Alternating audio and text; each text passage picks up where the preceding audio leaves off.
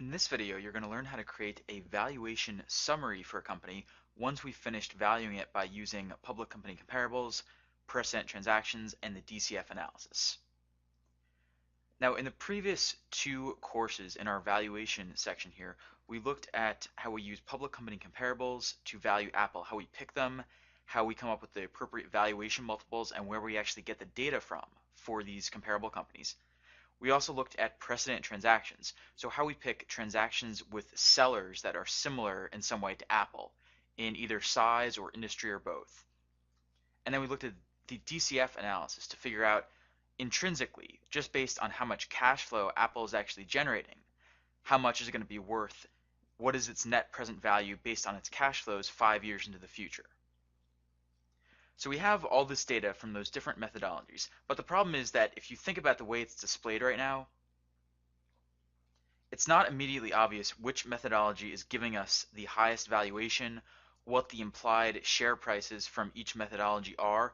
We do have this information throughout, but it's a little bit scattered right now.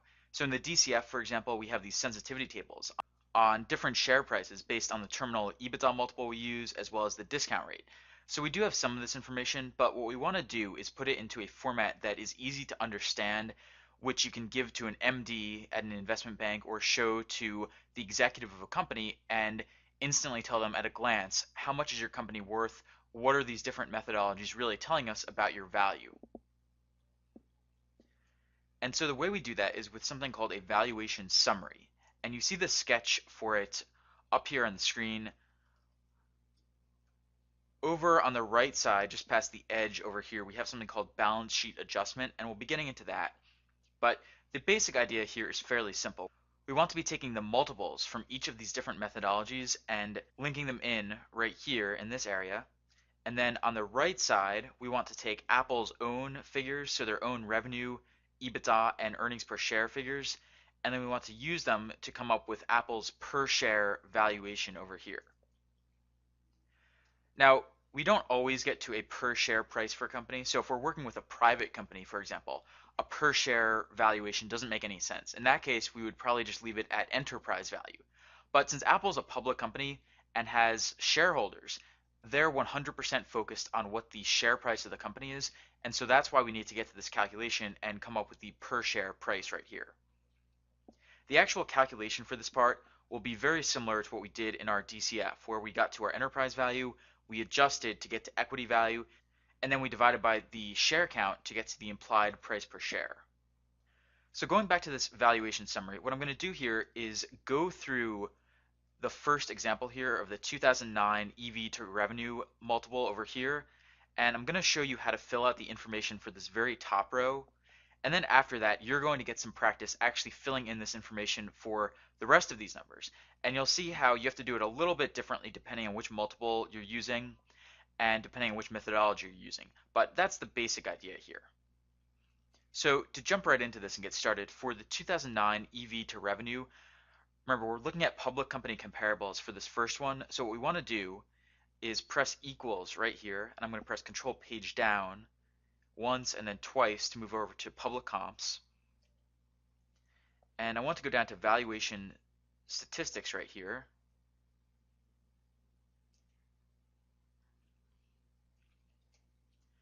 And we have the 2009 EV to revenue multiples over in this row. I'm going to start by picking the minimum right here. So we have the minimum 2009 EV to revenue multiple based on our set of comparables now. For the 25th percentile, once again, equals and then Control Page Up twice to move over here. I'm going to select the 25th percentile. For median, I'm going to do the same thing. Then 75th, same thing. Then maximum, same idea. You just go over to the public comps page and pull it directly in from here. Now for the applicable figure for Apple, so for this one we want to go back to the three-statement model, so Control Page Up here. And we want to go down to the income statement, and I'm going to link directly into the revenue, the 2009 revenue figure right here. So we have all this in place, and now what we need to do is figure out what Apple's implied share price is for each of these different multiples. So literally what we're going to do here is take each of these multiples, multiply by Apple's revenue. That gets us to Apple's implied enterprise value. So for example, for the first one, let's say that we're looking at the median multiple right here. So if we take this 1.1x and then multiply by Apple's revenue, EV over revenue times revenue, if you think about the math, will get us to enterprise value, EV right here.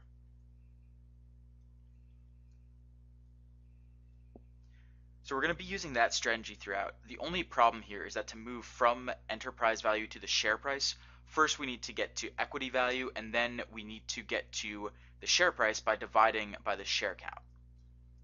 So what we're going to do here is first, for this balance sheet adjustment, what we have to do, remember that in the DCF analysis here, the way we got from enterprise value to equity value is that we added cash, and then we subtracted debt, subtracted preferred stock, subtracted minority interest, and subtracted other liabilities such as capital leases, pension obligations to get to the equity value right here. So we're going to take a similar approach, and what I'm going to do is over on our valuation summary for the balance sheet adjustment, I'm going to go back to our three-statement model. So for the cash and cash investments, we want to be adding this. So I'll leave the sign unchanged. Then we want to subtract debt, subtract minority interest, subtract preferred stock, and subtract other liabilities. Remember, to get from equity value to enterprise value, we subtract cash and then add all of those. So to go from enterprise value to equity value, we do the exact opposite.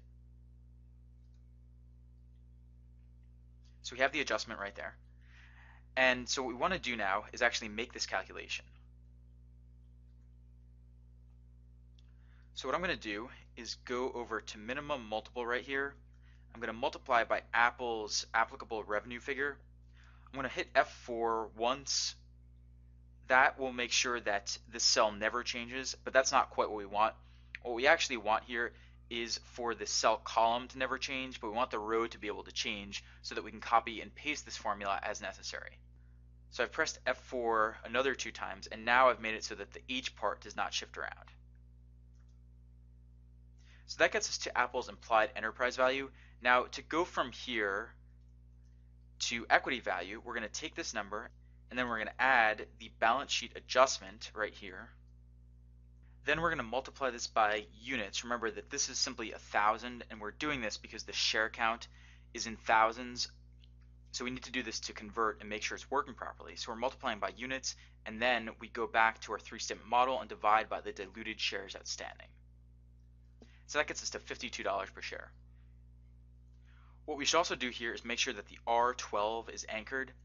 The reason is because this balance sheet adjustment is going to be the same for the revenue and EBITDA multiples at least. So we want to make sure this part is anchored too so that we can appropriately copy this formula across. So with this in place, I'm going to press Control C and then Alt ESF to copy this. And now we get to Apple's implied share price with all these different multiples. If we press Control left bracket, we can verify that it's pulling in the correct numbers right here.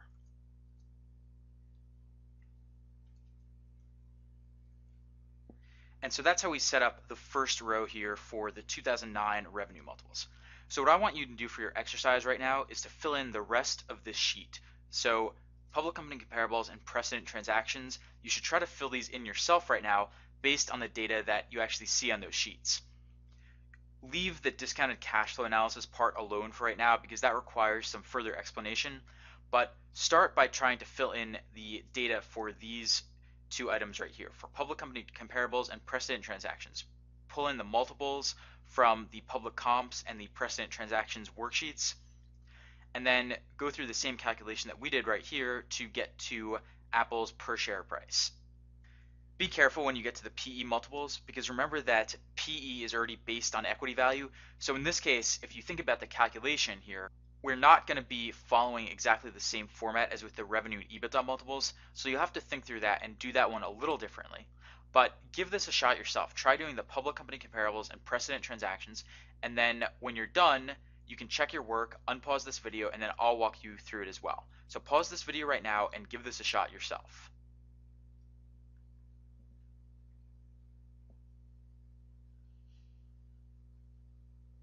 Okay, good. So here's what we're going to do to finish this exercise. So the first thing I actually want to do here is pull in all the applicable figures for Apple. So we already have their 2009 revenue right here. What I'm going to do is move, we see that the 2010 revenue is listed in cell I-66. So what I'm going to do here is just take this and change it from H66 to I-66. That gives us their 2010 revenue right here. For the EBITDA, let's move back using Control Page Up and take the 2009 EBITDA from right there.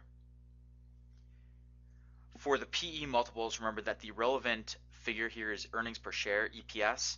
So let's go to the three statements, and I'm going to pull the 2009 EPS from right there. For the 2010 numbers, once again, I'm just going to change the column here, H to I.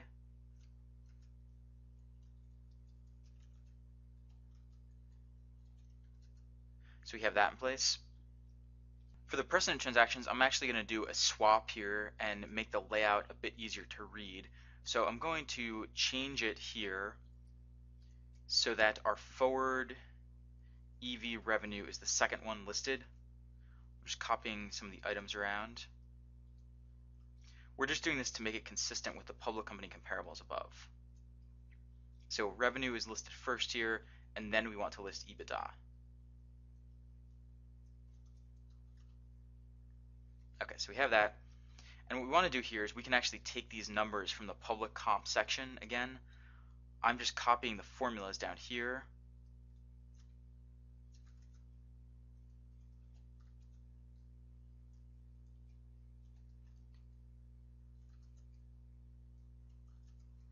And so that takes us to the end with the 2010 estimated EBITDA number right here. So now the next step in this process is to pull in the relevant information from the public company comparables and precedent transactions sheets. Once again, I'm going to be using the Control Page Down key to move over to the right here. So for the 2010 numbers here, I'm going to go over here and take the minimum for the revenue multiples. I'm going to do the same for EBITDA. And then the same for 2010 EBITDA. For PE, I'm going to go over and take the PE multiples starting with the minimum right there. Then take the 2010 number. For the precedent transactions, so for the trailing EV to revenue multiple, I'm going to go over here and just take the minimum for the trailing revenue multiple right here. For the forward one, I'm going to go over and take the minimum forward revenue multiple. For EBITDA, I'm going to take the minimum for the trailing one and then the minimum for the forward one.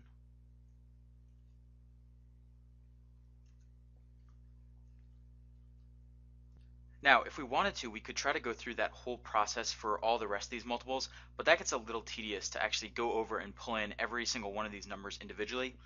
A faster way you can do it is to do the following. We can select each of the multiples in our finished row up here at the top. I'm pressing F4 to anchor each one. So now I'm going to copy this with Control C and paste it to the next row with Control V. I'm going to select everything here and I'm going to hit Control H to go to find and replace. And I'm going to find $L and replace it with $M. I'll just hit replace, Alt R. And so now we have these numbers all replaced correctly. So what we can do is just apply the same strategy to the rest of the ones here and say replace M with N and then replace M with O and then P and then Q. So let me just do that right now.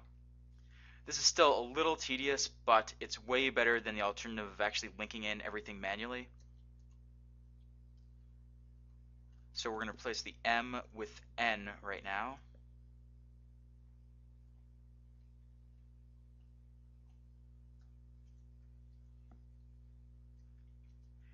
And for EBITDA here, we need to replace the N with O.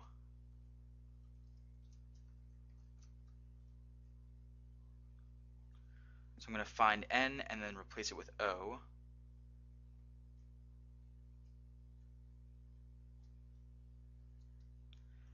pressing Control left bracket to make sure it all copied in correctly.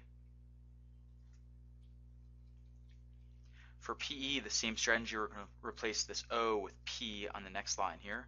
So Control H, then find O and replace it with P.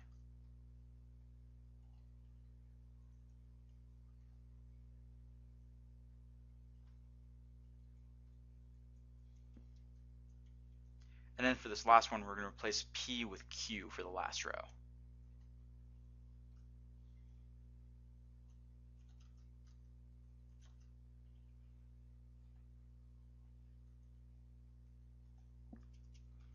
And so now we have all these multiples set up for our public company comparables. If we wanted to check each one of them, we could just press Control left bracket to verify that they're all here correctly. Now for the M&A comps, if we look at the structure of this one, what we want to do is for the 25th percentile, we want to use row 19, then row 18, then row 17, then row 16 here. So I'm going to anchor the first one, copy this over, and I'm going to say 19, 18, 17, and 16.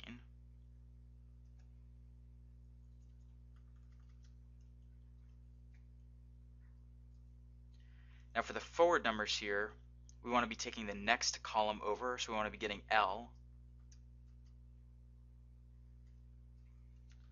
So I'm going to go to Control H and then replace K with L.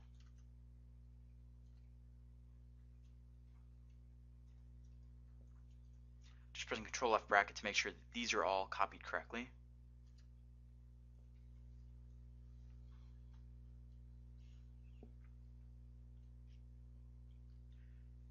And then now for EBITDA, we're going to replace L with M and then with N. I'll just copy these last two. So the first one, we're replacing L with M.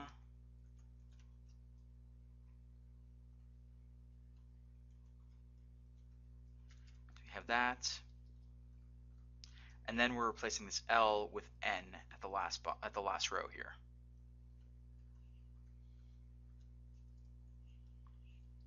So we have all that in place, and again, you can verify all this with Control left bracket. So that's a slightly faster way to pull in all this information. Again, it's always a little bit of a tedious process, but usually in investment banking you're using a pre-built template anyway, so you don't really have to go through this. I'm just showing you how to do it, the mechanics of it, just for your own practice. So now to calculate these numbers, it's actually very simple for the most part. For the revenue and EBITDA multiples, we can just take this formula and use Alt-ESF to copy it down, and actually do the exact same thing for the precedent transactions right here.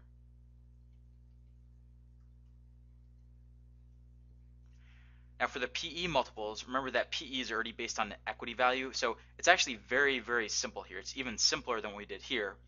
All we're going to do here is take our PE multiple and then multiply by the anchored version of the Apple EPS figure right here. So I'm going to anchor the H part at least so the column doesn't shift around. We have that, and I'm going to paste it around with Alt-ESF. So all that's in place now. The only remaining item on here is what do we do for the discounted cash flow analysis down here. And looking at what I've labeled it, you can probably already guess what we're going to do. Rather than multiples here, which wouldn't make any sense for a DCF, instead what we're going to do is pick the minimum, 25th, median, 75th, and maximum based on the sensitivity tables that we did right down here on the DCF analysis. We're going to start with the one based on terminal EBITDA multiples and discount rates, and we're going to assume that this area that I've highlighted right here, we're going to assume that this area represents our minimum to maximum range. So it ranges from $163 per share up to $246 per share in this case. So all I'm going to do here is go back to the valuation summary. For the minimum for the DCF, I'm going to go to the top right corner of that area. Then for the 25th percentile, I'm going to go down a bit lower. The median will be simply the one in the middle of the table right here. And then 75th will be right here. And then the maximum will be the lower left-hand corner of this table. So we have that in place. Whenever you're pulling this in for a DCF, there's always some subjectivity with what you should actually use for these numbers, and no one can ever quite agree on what you should actually be using here. But this is one way to do it. You could base it on sensitivity tables and a certain range of discount rates and terminal multiples. It's subjective to say what the minimum versus 25th percentile versus 75th percentile really represent for a DCF, but this is one common way to do it, to base everything on a sensitivity table over a certain range that you've already constructed right here. And so that's how you'd set up the implied per share price for a DCF analysis in addition to the comps and precedent transactions. So this now gives us an overview, a summary of what these different valuation methodologies imply in terms of Apple's own valuation. And this is helpful. It's much more helpful than what we had previously, but looking at this data, you can see that it's still very hard to tell at a glance what exactly this means. And so what we want to do next is actually create a graphical form of this. Actually create a chart which can show us visually what's going on here and what kind of valuation we would get from all these different methodologies. And something that's going to allow us to easily compare which methodology is giving us a lower valuation, which one's giving us a higher valuation, which one has a wider range, which one has a more narrow range. And so that's what's coming up in the next lesson. I'm going to be showing you exactly how to create this graph, what's normally called a football field graph, to show the different valuation methodologies.